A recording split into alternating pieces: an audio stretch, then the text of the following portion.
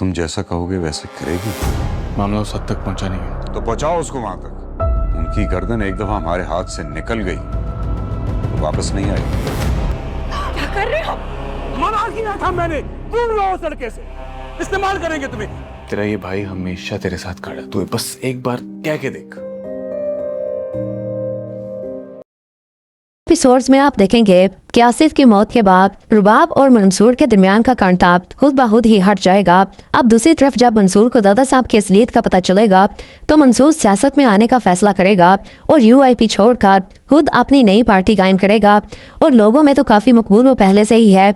इसलिए मंसूर आने वाले इलेक्शंस में KNP के खिलाफ इलेक्शंस लड़ेगा।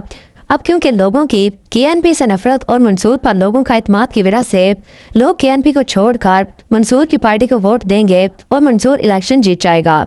अब आसिफ की मौत के बाद आगा वासिफ रुबाब को भी सियासत में ले आएगा और उसे KNP का लीडर बना देगा। अब इस तरह ये दोनों एक दूसरे के खिलाफ खड़े हो जाएंगे। अब मंसूर KNP वालों से बदले लेने शुरू कर देगा और आगा वासिफ को अरेस्ट करवा देगा। अब ये देखकर रुबाब के दिल में मंसूर के लिए नफरत बढ़ जाएगी।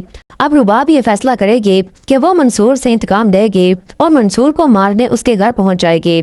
मगर मंसूर उसे कहेगा कि अगर सियासत में आ ही गई हो तो अपने बाप जैसी ना बनो, जो एक आला किस्म का करप्ट, लालची और इंतहाई जालिम आदमी है, जो लोगों के खून का प्यासा है। और रही बात दादा साहब की, तो उनकी असलियत भी मेरे सामने आ गई थी।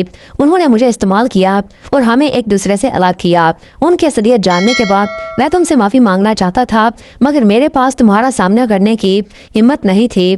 इसलिए अगर हो सके तो मुझे माफ़ कर दो।